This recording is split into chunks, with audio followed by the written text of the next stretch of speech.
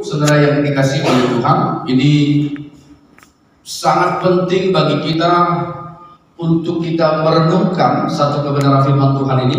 Ini menurut penulis Alkitab, ya, kitab Amsal, ada 7 perkara yang dibenci oleh Tuhan. Next itu. Ini menurut penulis kitab Amsal, ada 7 perkara yang dibenci oleh Tuhan. Yang pertama, ya, Alkitab mencatat yang sangat paling dibenci oleh Tuhan adalah mata yang sombong. Mata sombong. Iya, jadi kesombongan, keangkuhan hidup, atau kecongkakan, itu semua jenis dari kesombongan, itu sangat dibenci oleh Tuhan. Ada 2 kenapa disebut orang sombong. Yang pertama, karena dia menolak kebenaran firman Tuhan. Yang kedua, selalu merendahkan orang lain. Itu indikator kenapa disebut orang sombong.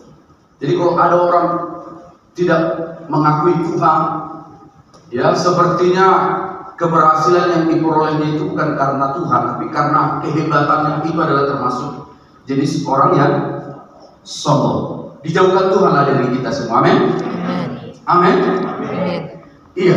Jadi ini perkara yang sangat dibenci oleh Tuhan. Ya. Kalau kita lihat kebalikan dari kesombongan apa? Rendah hati. Artinya apa? Tuhan sangat rindu, sangat senang melihat anak-anaknya menjadi orang yang rendah hati. Mari kita mau terapkan di pelayanan ini. Tidak ada yang lebih hebat dari yang lain. Amin. Amin. Sikap kerendahan hati itu kita tunjukkan. Sama seperti Tuhan sudah menunjukkan sikap kerendahan hatinya. Dia adalah Tuhan, tapi dia buktikan kasihnya. Dia datang ke dunia, dia tunjukkan bagiannya bahwa Tuhan mengasihi kita. Dia rela mati. Saudara yang saya kasih sama Tuhan.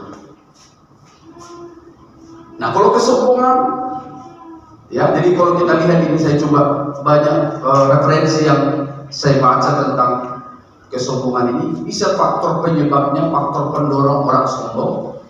Pada umumnya orang yang suka naik di pentas atau naik di mimbar, itu biasanya kecepatannya luar biasa.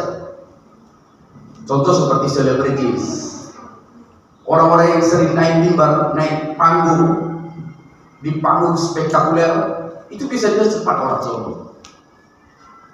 Lihat aja kalau ada orang, apalagi sedang naik daun, diajak berfoto aja, dia milih-milih. Kalau nggak kelasnya nggak mau dia. Tapi kalau ada selebritis atau artis anak Tuhan, dia rendah hati. Wow, itu menjadi suatu kesaksian bagi orang lain. Amin. Iya. Jadi kita juga termasuk saya, orang yang sering naik di mimbar ini berpotensi untuk cepat apa? Untuk sombong. Nanti resepnya ada untuk jangan sombong gitu. Ya, itu yang pertama. Yang kedua, saya coba lihat orang yang berpotensi sombong bisa karena faktor uang. Banyak uangnya, dia kaya raya. Kalau ngomong gini-gini dia. Iya kan? Karena dia lihat udah di tangannya ini. Ya, itu contoh lah itu ya. Tapi saya yakin nggak seperti itu di sini. Amin. Ya, kita mau belajar menjadi orang yang rendah hati. Karena itu yang dicari Tuhan hari ini, bukan kesombongan. Saya mau begini ya, supaya jangan menjadi salah persepsi nanti. Berarti kami tidak boleh kaya banyak. Bukan itu. Silakan kaya. Tuhan sangat senang juga kaya. Amin. Karena Tuhan kita kaya.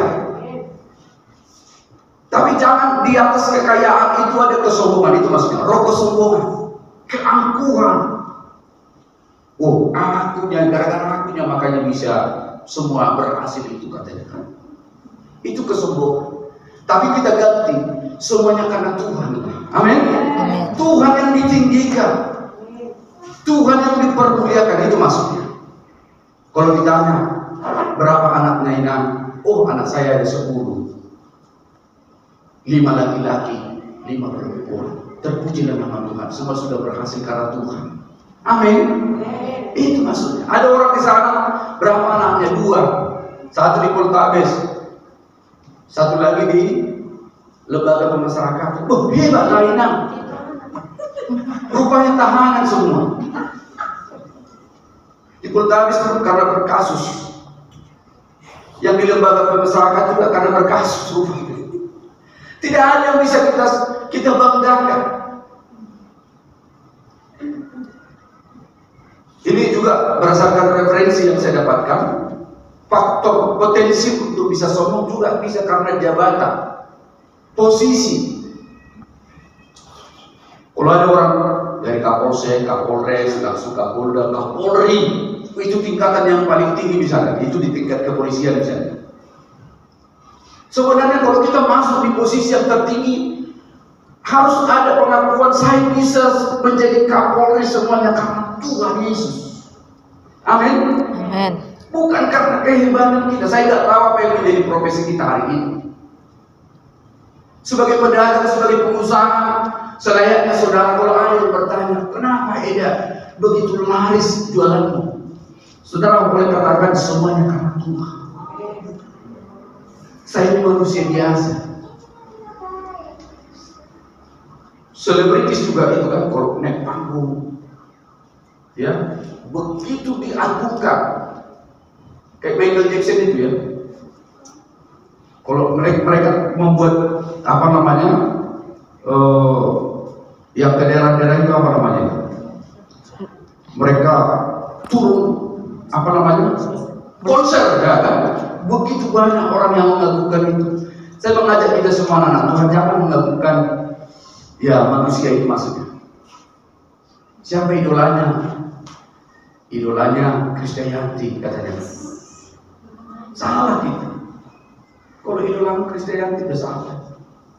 Atau Ayu Ting Ting, salah lama lagi. Ya kan?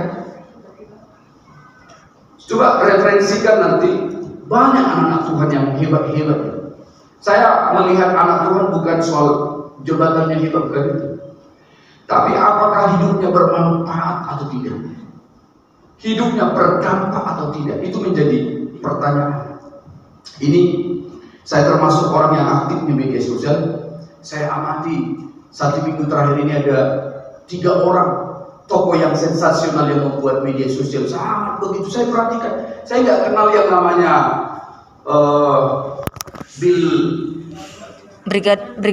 Bilga Sinaga.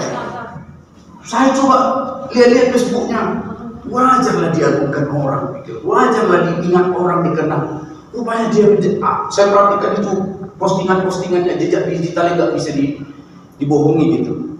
Saya perhatikan rupanya dia suka memberikan apa namanya itu makanan kepada orang-orang susah. Dia suka membantu orang. Saya lihat wajarlah diingat orang. Amin. Amin. Bahkan ada yang ibu sampai dia, kok udah lama kali nggak datang katanya. Saya lihat dari postingan itu luar biasa rupanya. Saya mau supaya kita semua bisa diingat oleh orang dan bisa menjadi berkat bagi orang dan juga menjadi kemuliaan bagi Tuhan. Hidupmu berdampak bagi bangsa ini, itu maksudnya. Amin. Pelayanan kita bisa berdampak bagi orang lain. Ada lagi namanya Oluan. Raditya, Bulan Panggabia. Saya coba lihat itu sebelumnya postingannya, dia orang narkoba dia sudah manusia yang gak diperhitungkan. Biasanya orang yang sudah narkoba itu pasti rusak hidupnya, rusak masa depannya. Rupanya Tuhan bisa angkat orang-orang yang seperti ini. Amin. Biasanya kalau orang yang sudah pemakai narkoba memang berubah hidupnya menjadi pembersih, semua dibersihkan. Ada kulkas dijual, rice cooker juga dijual, semua dibersihkan, semua jadi bersih. Itu kalau sudah pengguna atau pemakai daripada narkoba itu. Tapi saya lihat kehidupan kawan ini, justru anak-anak muda banyak dituntunnya datang kepada Tuhan. Amin. Itu membuat saya sadar. Dia pastor yang luar biasa dipakai Tuhan selama dia ketika sudah pemulihan kehidupannya. Amin. Amin. Amin. Satu lagi Opui Eborus dokter saya beban, banyak orang saya lihat komentar, rupanya dia pejuang kemanusiaan. Saya mau dan kita juga semua mau. Amin. Hidup kita menjadi hidup yang berkenan di hati Tuhan. Amin. Kita menjadi hidup yang rendah hati di hadapan Tuhan. Amin. Maka ketika kita rendah hati, maka Tuhan akan mengangkat hidup kita. Amin. Beda kalau manusia mengangkat, ada maunya kan? Kalau memang hebat kan kau katanya kan? Padahal itu belakangnya, aduh itu nggak jelas itu katanya kan? Itulah kalau manusia. Tapi kalau Tuhan yang sudah mengangkat, Tuhan angkat terus, Tuhan angkat terus. Itu sebabnya mari semua anak-anak Tuhan, semua kita, ya firman Tuhan ini juga pertama-tama untuk saya, supaya kita diangkat oleh Tuhan. Amin. Menjadi orang-orang yang berkenan di hadapan Tuhan, menjadi orang-orang yang bisa berguna bagi keluarga kita, berguna bagi pelayanan ini, berguna bagi untuk Indonesia ini. Amin. Amin. Bersama amin. Amin.